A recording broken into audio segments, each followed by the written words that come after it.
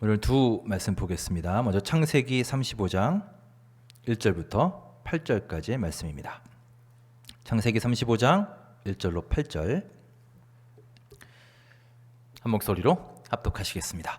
하나님이 야곱에게 이르시되 일어나 베델로 올라가서 거기 거주하며 내가 내 형 에서의 낯을 피하여 도망하던 때에 내게 나타났던 하나님께 거기서 제단을 쌓으라 하신지라.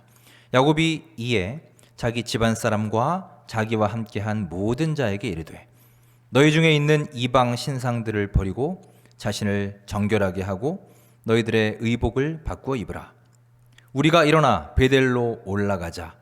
내 환난 날에 내게 응답하시며 내가 가는 길에서 나와 함께 하신 하나님께 내가 거기서 제단을 쌓으려 하노라 하매 그들이 자기 손에 있는 모든 이방 신상들과 자기 귀에 있는 귀고리들을 야곱에게 주는지라. 야곱이 그것들을 세겜 근처 상수리나무 아래에 묻고 그들이 떠났으나 하나님이 그 사면 고을들로 크게 두려워하게 하셨으므로 야곱의 아들들을 추격하는 자가 없었더라. 야곱과 그와 함께한 모든 사람이 가나안 땅 루스 곧 베델에 이르고 그가 거기서 제단을 쌓고 그곳을 엘 베델이라 불렀으니 이는 그의 형의 낯을 피할 때 하나님이 거기서 그에게 나타나셨음이더라. 리브가의 유모 드보라가 죽음에 그를 베델 아래에 있는 상수리 나무 밑에 장사하고 그 나무 이름을 알론 바굿이라 불렀더라. 아멘. 자, 신약 말씀입니다. 요한계시록 2장 4절로 5절까지 말씀입니다. 요한계시록 2장 4절 5절 함께 읽겠습니다. 그러나 너를 책망할 것이 있나니 너의 처음 사랑을 버렸느니라. 그러므로 어디서 떨어졌는지를 생각하고 회개하여 처음 행위를 가지라. 만일 그리하지 아니하고 회개하지 아니하면 내가 내게 가서 내 촛대를 그 자리에서 옮기리라. 아멘. 하나님 말씀입니다.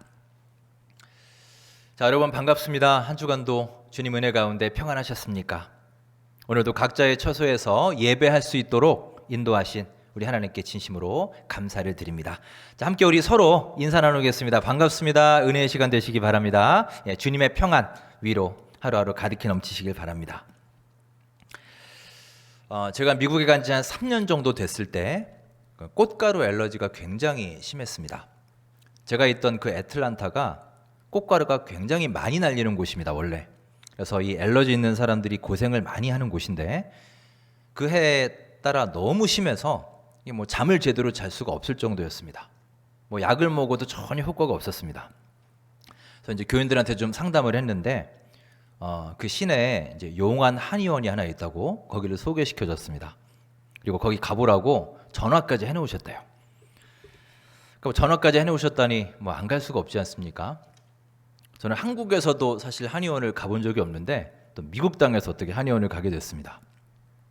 한의원에 갔더니 거기서 몇 가지 이렇게 검사를 하더니만 갑자기 부항을 뜨더군요. 이게 효과가 참 좋다고 하면서 부항을 뜨는데요. 너무 아프더라고요. 정말 견디기 힘들 정도로 아팠습니다. 그래서 이제 겨우겨우 참고 치료가 끝났는데 선생님이 이게 오늘 끝난 게 아니라 몇 번 더 해야 된다고 합니다. 너무 가기 싫었는데 아프니까 그래도 뭐 알러지가 너무 심하니까 이제 치료를 위해 또 그 다음에 갔지요. 참 신기한 건 그 다음번에 가서 똑같은 자리에 부항을 뜨는데 확실히 처음보다는 덜 아팠습니다. 그 다음에 갔더니 또 똑같은 자리에 뜨는데 또 그보다 덜 아팠습니다. 그때 알았죠. 아, 이것도 적응이 되는구나. 우리 몸은 본능적으로 방어 기제라는 것을 형성을 해서 스스로를 보호합니다. 그래서 똑같은 사람이 똑같은 도구로 똑같은 치료를 해도 처음보다 덜 아픈 경우가 많죠. 몸이 적응해서 그 고통을 최소화시키기 때문입니다. 작년에 여러분 기억하시겠지만 코로나 확진자가 처음에 900명, 1000명대에 이르렀을 때 정말 큰일 났다. 뉴스에 보도를 하고 하루 종일 우리가 코로나 얘기밖에 안 했었죠. 그런데 지난 수요일에 우리 1800명이 넘었죠. 어제는 1600, 그리고 오늘은 보니까 1,400명대인데 뭐 주말 중엔 최고라고 합니다. 그러니까 작년 최고였을 때 거의 2배의 수치인데 그래도 우리가 체감하기에는 그 심각성이 작년보다 덜하죠. 물론 지금은 뭐 백신 때문에 그런 것도 있겠지만 우리가 이 한 1년 반 사이에 익숙해진 것입니다.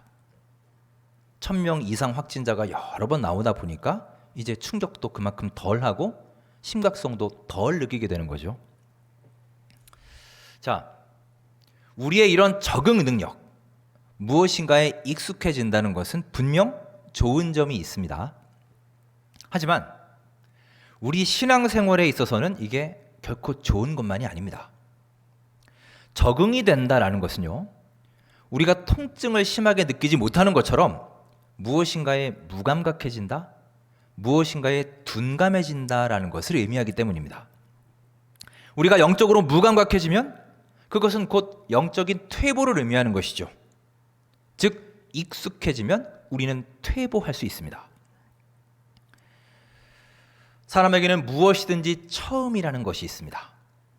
여러분도 첫 직장에 첫 출근한 날 기억하시죠? 첫 월급 탄 날 생생히 기억하실 겁니다. 저도 잊을 수 없는 첫 경험들이 있습니다. 뭐 굉장히 많지만 제가 하나만 예를 들면요. 제가 목사 안수를 받고 처음으로 축도하던 날이 생각합니다. 설교 말고 축도요. 그러니까 3일 전부터 이제 거울 앞에서 해보는 거예요. 팔을 이렇게 올려보고 구부려도 보고 펴도 보고 한 45도로도 해보고 어느 게 더 나은지, 이 동작이 어색하진 않은지 거울도 보고 또 물어도 보고 그렇게 떨리는 마음으로 준비하면서 첫 축도를 했습니다. 지금은 제가 매주 축도를 하지요. 네, 요즘은 거울 앞에서 연습을 할까요, 안 할까요? 요즘에 안 하죠. 근데 이번 설교 준비하면서 어제는 한번 거울 보고 연습을 해봤습니다. 자, 여러분, 그런 열정들이 여러분과 저에게 다 있었습니다. 그런데 어느 순간부터 우리가 낯선 환경에 적응해 가면서 또 일이 점차 익숙해지고 손에 익어가면서 능숙해지면서 우리의 처음 사람과 처음 열정이 서서히 식기 시작했습니다. 그러니 적응이라는 것이 결코 좋은 것만은 아닙니다. 여러분, 만일 오늘 내가 처음 예배하는 자라면 어떻겠습니까?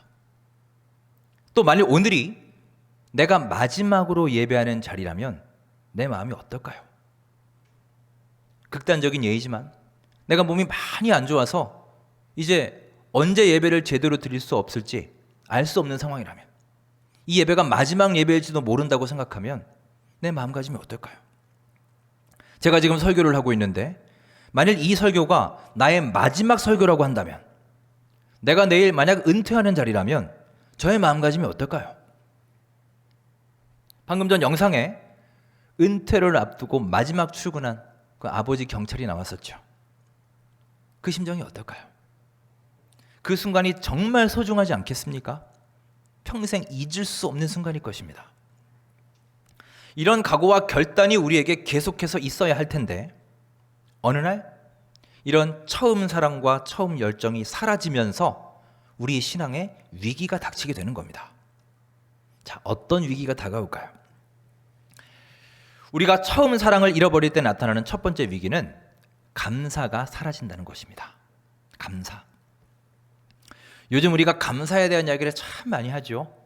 그만큼 중요하고 아무리 강조해도 지나침이 없는 내용입니다. 감사가 없다는 것은요, 은혜를 잊어버렸다는 것입니다. 부모님에 대한 감사가 식으면 부모님이 그동안 나에게 해주신 것이 고마운 것이 아니라 당연한 것이라고 생각하게 되죠. 부모님이 해주시는 밥을 먹고, 부모님이 사주신 옷을 입고, 부모님이 힘들게 번 돈으로 학교를 다님에도 부모님이니까 당연히 해줘야지. 부모는 원래 그런 거 아니야? 다른 애들 부모님은 더 좋은 것 해주시는데, 이렇게 투덜대면서 어느 순간 감사하지 않게 됩니다. 이런 말들, 당연히, 원래, 다른 부모님들, 이런 말들이야말로 정말 감사의 상극입니다. 교회도 그렇습니다. 목회자는 성도들에게 감사할 줄 알아야 됩니다. 저는 이게 정말 중요하다고 생각해요. 성도들이 있어야 목사가 있는 것이죠. 양들이 있어야 목자가 존재의 의미를 갖게 되는 겁니다. 그러니 감사해야죠. 한 생명, 한 영혼 소중히 여기고 그들을 위해 기도하고 그들에게 감사해야 합니다. 그것이 목자의 사명입니다. 또한 성도들도 목회자에게 감사할 수 있어야 합니다. 교회니까 당연히 그런 거지. 당연한 거 아니야? 목회자는 원래 그런 거 아니야? 다른 교회는 이런 것도 주는데 우리 교회는 왜 이래? 마찬가지예요. 당연히 원래 다른 교회는 이런 마음이 내 안에 들리기 시작하는 순간 감사가 싹 사라져버리죠. 여러분, 내가 우리 원천교회에서 첫 예배 드렸을 때를 한번 생각해 보십시오.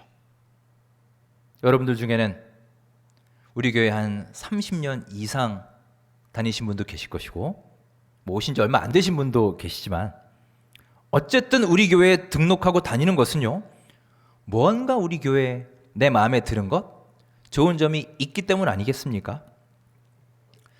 그렇게 좋아서 등록하고 정말 멀리서도 버스를 3번씩 4번씩 갈아타고도 힘들게 오시고 또 시외에서도 오시고 그래도 힘든 줄도 모르고 즐겁게 믿음 생활을 했는데 어느 순간부터 그냥 그 예배가 그 예배 같고 그동안 보이지 않던 교인들의 흠결이 하나씩 둘씩 보이기 시작하고 이 교회에 뭐 특별히 좋은 점도 없는 것 같고 기대가 실망으로 감동이 불평으로 변하면서 점점 내 삶의 감사가 사라지게 됩니다. 여러분, 혹시 그렇다면, 혹시 내가 이런 상황에 처해 있다면 이때가 바로 내 신앙의 위기임을 깨달으시기 바랍니다. 우리가 이렇게 처음 사랑과 처음 감동을 잃어버릴 때 내 삶 속에 감사가 사라지게 됩니다. 이게 위기예요. 자, 그 다음 우리가 처음 사랑을 잃어버릴 때 나타나는 두 번째 위기는 신앙이 변질된다는 것입니다. 변질. 여러분, 익숙해지면 변질되기 쉽습니다. 에덴 동산에서 아담이 타락하죠. 그가 왜 타락했을까요? 한마디로 그 에덴 동산에 익숙해졌기 때문입니다. 주변을 돌아보면 늘 탐스러운 열매들이 가득하거든요. 그가 노력하고 수고하고 땀 흘리지 않아도 늘 그것들이 그 자리에 있습니다. 풍성하게 달려 있어요. 생수의 강이 늘 흘러넘칩니다. 그러니 그것들이 당연한 것인 줄 알았죠. 그래서 어느 날 사탄의 유혹의 소리가 들리기 시작한 거예요. 만일 아담이 하나님이 나를 만드시고 나에게 생기를 불어넣어 주신 후 그 첫 호흡, 첫 걸음, 하나님의 음성을 들었을 때 첫 감격과 첫 감동, 나를 위해 하와를 만들어 주셨을 때 그녀와의 첫 만남, 이런 은혜를 그가 생생히 기억하고 있었다면 사악한 뱀의 유혹에 넘어가는 일은 결코 없었을 것입니다. 변질된 것이죠. 처음의 사랑과 처음의 감동을 잃어버리면서 하나님에 대한 그의 믿음과 사랑이 변질되어 버린 것입니다. 이게 정말 무서운 것입니다. 오늘도 우리가 비대면으로 예배하고 있습니다. 저는 뭐 비대면 예배가 온전한 예배가 아니라거나 혹은 뭐 격이 떨어지는 예배라는 말씀을 드리는 게 아닙니다. 그렇게 생각하지도 않고요. 다만 저는 불과 1년 반, 2년 채 안 되는 사이에 일어나고 있는 이 급속한 변화를 보면서 사실 위기감을 느낍니다.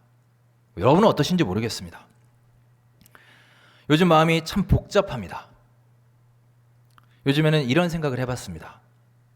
앞으로 예배 드리는 것을, 교회에 모여 예배 드리는 것을 어쩌면 법으로 제한하는 날이 올 수도 있겠다.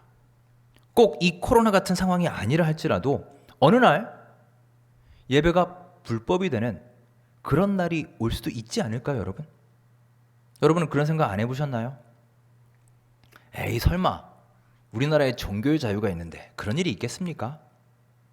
여러분, 지금도 이미 법이 교회의 영역 안으로 들어와 있지 않습니까? 물론 지금은 특수한 상황이지만 예배가 법에 의해서 제한받고 있는 것이 사실입니다. 작년 크리스마스 때 우리 옹기장이 선교단이 와서 우리 교회에서 찬양 집회를 했었죠. 12월에는 대면 예배가 금지되었기 때문에 우리 교회는 아무도 못 오고 방송팀 2 집사님만 오시고 저하고 3명만 왔습니다. 그리고 이제 옹기장이 단원들 몇 명하고 이렇게 예배를 드렸어요. 온라인 집회를 하는데 온라인이라고 해도 뭐 어쨌든 찬양 집회니까 소리가 들릴 거 아닙니까? 창문을 다 닫아놓고 했어도 그 소리가 들리니까 또 그 소리를 듣고 누가 신고를 했어요. 아무래도 저 교회에서 지금 예배 드리는 것 같으니까 가서 좀 보시오. 그 예배하는 도중에 신고가 들어온 겁니다. 그래서 신고를 받고 시청인가에서 사람이 또 왔어요. 그 사람들이라고 뭐 오고 싶어 왔겠습니까? 크리스마스 날. 자, 우리가 한번 생각해 보죠. 크리스마스 날 교회에서 찬양 소리가 들린다고 신고를 한다. 이게 불과 2년 전만 해도 상상이나 할 수 있는 일이었나요? 자, 물론 예배 잘 마쳤습니다. 그리고 온라인 예배로도 은혜 받으신 분들 많이 표현해 주셨습니다. 그런데 저는 그날 성탄절 오후에 참 슬펐습니다. 성탄절에 이렇게 기쁜 찬양을 하면서도 눈치를 봐야 되고 또 누군가에게 설명을 해야 되고 총 몇 명이 왔고 명부 보여주고 수칙 잘 지키고 있고 이게 참 서글프게 느껴지더라고요. 여러분, 이런 일들이 이제 하나 둘씩 일어나고 있습니다. 그리고 어느새 우리도 여기에 익숙해져 가고 있습니다. 이제 그렇게 쇼킹한 일이 아니에요. 앞으로는 코로나가 아니더라도 교회에 어떤 일이 일어날지 아무도 모릅니다. 여러분, 심각한 위기 아닌가요? 여러분, 우리는 어떻게 해야 되겠습니까? 어떻게 해야 될까요? 이런 일이 벌어지지 않도록 우리 예배와 우리의 찬양과 우리 믿음 생활이 흔들리지 않도록 이렇게 위협받지 않도록 우리 모두 깨어서 합심하여 기도해야 됩니다. 예배를 당연하게 여기고 여기에 익숙해져서는 안 되는 것입니다. 이 한 번 한 번의 예배가 정말 내 마지막 예배라고 생각해 보십시오. 이 찬송이 내가 마지막으로 부르는 찬송이고 내 마지막 기도이며 내 마지막 설교라고 생각하는 그런 갈급함으로 하나님께 예배할 수 있길 간절히 바랍니다. 그게 바로 우리가 변질되지 않는 길이에요. 여러분, 우리가 지금도 처음 사랑을 갖고 있다면, 하나님에 대한 첫 감동을 지금도 갖고 있다면 어떻게 예배를 준비 없이 드리겠어요? 어떻게 우리가 예배 시간에 늦겠습니까? 현장 예배 때도 미리 와서 딱 준비해놓고, 온라인 예배 때도 미리 세팅 다 해놓고, 오늘 말씀 펴놓고 기도로 은혜 받을 준비하면서 충실한 예배가 되도록 노력하지 않을까요? 여러분, 지금 내가 어떻게 예배 드리고 있는지, 지금 내가 어떻게 예배를 준비하고 있는지 돌아보시기 바랍니다. 지금 내 안에 처음 예수님 믿고 처음 예배 드릴 때 그 열정, 그 기대감, 그 설레임이 얼마나 남아있는지 다시 한번 돌아보시기 바랍니다. 여러분, 기억하십시오. 처음 사랑을 잃어버리면 변질됩니다. 자, 우리가 처음 사랑을 잃어버릴 때 맞는 세 번째 위기는 영적인 힘, 영적 파워가 사라진다는 겁니다. 어느 순간 내 안에 기도는 약해지고 예배는 기대감이 사라집니다. 찬양은 겉은 화려해질지 모르지만 각종 최신의 악기로 겉은 좋아 보이고 화려할지 모르지만 정작 그 속에 영적인 힘이 없습니다. 처음에는 그렇지 않았죠. 누구나 다 처음에는 뜨거웠고 간절했고 에너지도 넘쳤습니다. 하지만 어느 순간부터 우리의 마음속에 진심이 없어졌어요. 우리 예배가 진심으로 드리는 예배, 요즘 우리 자주 쓰는 말로 찐이라고 하죠. 찐. 우리 예배가 찐 예배, 참 예배가 아니라 가짜 예배가 되고 있습니다. 몸은 예배당에 있는데, 몸은 유튜브 앞에 있는데 내 마음은 딴 데가 있습니다. 어느새 내가 예배자로서 예배하는 것이 아니라 그냥 유튜브 시청자 모드로 바뀌고 있는 거예요. 그냥 영상 보는 것처럼 보는 겁니다. 어떻게든지 기도에 응답받고야 말겠다는 그 간절함, 어떻게든지 이 예배 통해 하나님 만나고야 말겠다는 야복강가의 야곱 같은 열정, 이런 것들이 서서히 사라져 버렸어요. 그러니 영적 파워, 영적 에너지가 떨어질 수밖에 없죠. 왜 이런 일이 생기느냐? 익숙해져서 그렇습니다. 처음 사랑과 처음 감동을 잃어버렸기 때문입니다. 나는 신앙의 연수가 오래되었으니까, 나는 교회를 잘 알고 있으니까, 사람들도 잘 알고, 교회 시스템도 잘 알고, 교회 돌아가는 생리도 잘 알고 있으니까. 직분자들은 내가 집사되고 권사되고 장로된 지 오래됐으니까, 목회자는 내가 목회의 경험이 많으니까, 어느 순간부터 우리는 배우고 훈련받고 다시 체험받고 내 신앙을 다시 리셋하려고 하지 않고 계속 그 자리에 안주하는 거예요. 그러니 영적 파워가 계속 떨어지는 것이죠. 여러분, 혹시 지금 나의 상태가 그렇지 않습니까? 내 영적 에너지가 바닥으로 떨어져 있지 않나요? 어느새 신앙생활에 의욕도 없고 기대도 없고 목표도 없고 그냥 매너리즘으로 어쩔 수 없이 신앙생활하고 있지 않습니까? 여러분, 이것은 정말 큰 위기입니다. 그렇다면 여러분, 우리는 어떻게 해야 될까요? 자, 저를 한번 따라해 보실까요? 우리 온라인 예배 드리시는 분도 한번 소리내서 따라해 보시기 바랍니다. 처음으로 돌아갑시다. 처음 사랑을 회복합시다. 아멘. 여러분, 처음으로 돌아가서 처음 사랑을 회복하는 것이 잃어버린 우리의 영적 파워를 회복하는 길인 줄 믿습니다. 한 번을 믿고 한 번을 예배하더라도 내 마음과 정성과 뜻과 힘을 다해 주 하나님을 사랑함으로 예배할 때 여러분과 저의 삶에 또 그 예배 가운데 역사가 일어날 줄 믿습니다. 오늘 보면 창세기 35장은 야곱 얘기입니다. 그는 루스, 베델이죠. 이 루스에서 하나님의 환상을 봅니다. 하나님이 나를 이곳에 다시 오게 하시면 내가 그곳에서 여호와께 제단을 드리겠습니다. 20년 전에 약속했습니다. 물론 그때는 진심이었겠죠. 자, 그런데 어느 순간 야곱은 그 약속을 잊어버립니다. 워낙 바쁘게 살다 보니, 워낙 치열하게 살다 보니 잊어버렸을 것입니다. 하나님을 만났던 그 자리, 생사를 넘나들던 그 처절한 밤, 돌베개를 베고서 하늘만 바라보고 잠들었던 그날 밤, 만일 야곱이 하나님과의 그 약속을 잊지 않고 생생히 기억하고 있었다면 그는 야복강을 건넌 후에 바로 베델로 갔을 것입니다. 그리고 베델로 갔어야 했습니다. 하지만 그는 처음 약속을 잊어버리고 베델로 가지 않고 세겜 땅으로 가게 됩니다. 그리고 베델을 잊어버린 그 결과는 어땠습니까? 정말 참혹한 결과를 초래하고 말았습니다. 세겜에서 무슨 일이 벌어집니까? 오늘 보면 바로 앞에 34장의 내용이에요.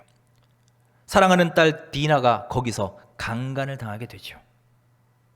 야곱은 너무나 큰 아픔을 겪습니다. 그의 딸도 큰 수치를 당하게 됩니다. 그의 마음이 와르르 무너져 내렸습니다. 그때 그토록 깊은 상심에 빠져있는 야곱에게 하나님이 친히 찾아오셔서 말씀하고 계십니다. 그 말씀이 35장 1절에 있습니다. 자, 1절 말씀 우리 내용을 생각하시면 함께 읽겠습니다. 시작. 하나님이 야곱에게 이르시되 일어나 베델로 올라가서 거기 거주하며 내가 내 형 에서의 낯을 피하여 도망하던 때에 내게 나타났던 하나님께 거기서 제단을 쌓으라 하신지라. 아멘. 수치와 모욕과 고통의 순간에 하나님이 다가오셔서 야곱을 세워주시는 거예요. 그리고 말씀하십니다. 일어나서 베델로 올라가라. 다시 너는 거기로 가서 나를 위해 제단을 쌓아라. 네가 나와 약속하지 않았느냐? 그때 그 열정, 그때 처음 사랑을 다시 회복하여라.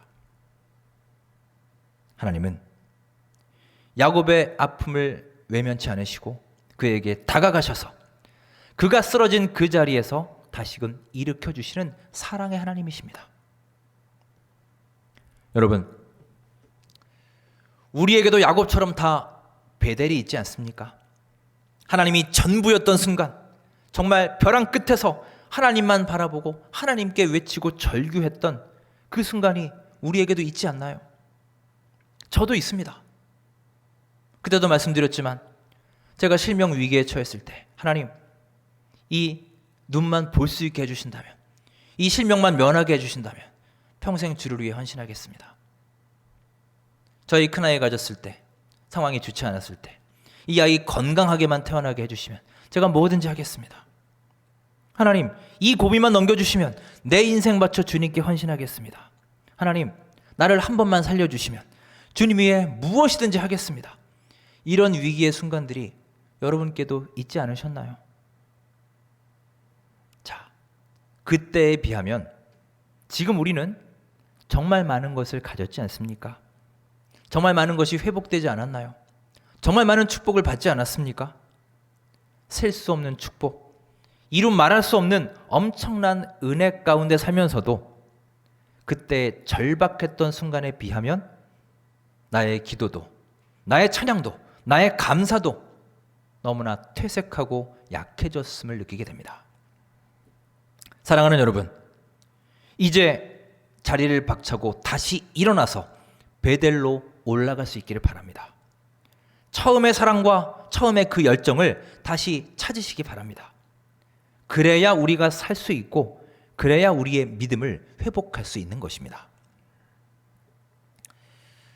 또한 우리는 나의 처음 사랑이 식었음을 깨닫고 회개해야 합니다. 오늘 본문 요한계시록 2장은 사도 요한이 에베소 교회에 보내는 편지입니다. 당시 에베소는 아주 경제적으로 풍요로운 곳이었습니다. 안디옥, 알렉산드리아와 함께 소아시아 3대 도시 중에 하나였어요. 경제적으로 부유한 소아시아의 가장 큰 항구 도시였습니다. 하지만 그들은 이 풍요로움을 허락하신 하나님께 감사하지 못하고 우상 숭배에 빠지게 됩니다. 아데미 신이라고요, 인간과 동물의 생식을 주관하는 신이 있는데 그 아데미 신에 빠지게 됩니다. 신상을 잔뜩 만들어 놓고 그것을 판매하고 숭배하기 시작했습니다. 왜 그렇게 되었습니까? 그들이 왜 그렇게 되었나요? 자, 요한계시록 2장 4절에 그 이유가 남아 있습니다. 자, 2장 4절 함께 읽겠습니다. 시작. 그러나 너를 책망할 것이 있나니 너의 처음 사랑을 버렸느니라. 아멘. 그들이 처음 사랑을 버렸기 때문이에요. 자신들이 누리던 그 풍요로움을 은혜로 여기지 않고 당연히 여겼기 때문입니다. 그런 그들을 향해서 하나님의 책망이 이어집니다. 자, 뭐라고 책망하시는지 우리 이어서 5절 함께 읽겠습니다. 시작. 그러므로 어디서 떨어졌는지를 생각하고 회개하여 처음 행위를 가져라. 만일 그리하지 아니하고 회개하지 아니하면 내가 네게 가서 내 촛대를 그 자리에서 옮기리라. 아멘. 처음 사랑을 잃어버린 그들에게 뭐라고 하십니까? 회개하라고 하십니다. 회개하라. 자, 여러분, 우리가 회개라는 말을 언제 쓰나요? 너 회개해야 돼 라고 말할 때는 죄를 지었을 때죠. 회개라는 말은 죄라는 말과 관련되어 있는 말입니다. 그렇다면 여러분, 하나님이 지금 회개해라 라고 말씀하신 것은 그들의 처음 사랑이 식어버린 이것이 바로 죄라는 말씀입니다. 하나님 앞에서 이것은 죄예요. 그러니 회개하라고 책망하고 계시는 것이죠. 만일 회개하지 않으면 어떻게 된다고 했나요? 내 촛대를 그 자리에서 옮기리라. 촛대를 옮긴다는 것은요, 한마디로 말하면 버린다는 것입니다. 하나님이 버리시겠다는 거예요. 너희들이 어느 길로 가든지 그릇된 길로 가더라도 이제 내가 너희를 버리겠다. 내가 신경 쓰지 않겠다. 정말 무서운 말 아닌가요? 우리는 하나님을 향한 처음 사랑을 잃어버리는 것을 그냥 대수롭지 않게 생각합니다. 요즘 내가 조금 열정이 식었네. 옛날 같지 않네. 뭐 그럴 수도 있지. 오래 하다 보면. 이렇게 넘어가죠. 하지만 여러분, 하나님은 그렇지 않습니다. 엄중한 심판을 예고하셨고 회개하라 말씀하셨어요. 말씀을 마무리하겠습니다. 하루하루 예배의 감격이 사라지고 점점 무감각해지고 있는 지금, 여러분, 이제 우리는 다시 변화해야 합니다. 일어나야 합니다. 자리를 박차고 일어나 주님 앞에 사활을 걸었던 그 베델로 다시 올라가야 합니다.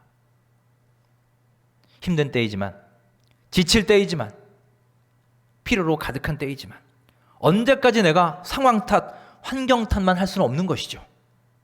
여러분, 처음으로 돌아갈 수 있기를 간절히 바랍니다.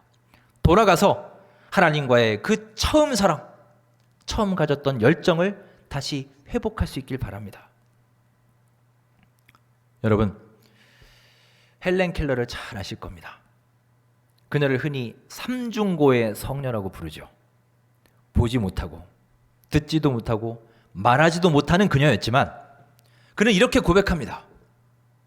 나는 내 생애 가운데 단 하루도 행복하지 않은 날이 없었습니다. 여러분, 이게 그녀의 고백이에요. 오랜 세월 신앙생활 하면서도 하나님 앞에 뜨거웠던 적은 단 며칠밖에 안 되는 사람도 있고요. 반면에 매 예배마다 은혜 받고 감동받는 사람도 있습니다. 나는 단 한 번도 예배가 그냥 지나간 적이 없었다. 나는 단 한 번도 그저 흘려보낸 그런 찬양이 없었다. 여러분, 이전에는 어땠는지 모르지만 이후로는 이런 고백을 할 수 있는 여러분과 저의 삶이 될 수 있기를 간절히 바랍니다. 베델로 올라가십시오. 자리를 박차고 일어나서 처음 사랑을 회복할 수 있기를 주의 이름으로 축원합니다. 기도하겠습니다. 사랑의 하나님, 우리의 잃어버린 열정, 그동안 잊고 살아가던 주님과의 처음 사랑을 회복할 수 있기를 간절히 원합니다. 그리하여 잃어버린 나의 감사를 다시 찾게 하시고 나의 믿음이 변질되지 않도록 지켜주시며 영적인 파워를 회복하여 우리의 가정과 이웃과 사회와 교회에 그리스도의 선한 영향력을 발휘할 수 있는 주님의 제자로 세워주시옵소서. 낭망하고 쓰러진 그 자리에 나와 함께 하시는 주님의 권능의 손을 붙잡고 다시 일어나서 베델로 올라가서 처음 사랑을 회복하도록 인도하여 주시옵소서. 예수님의 이름으로 감사하며 기도드립니다. 아멘.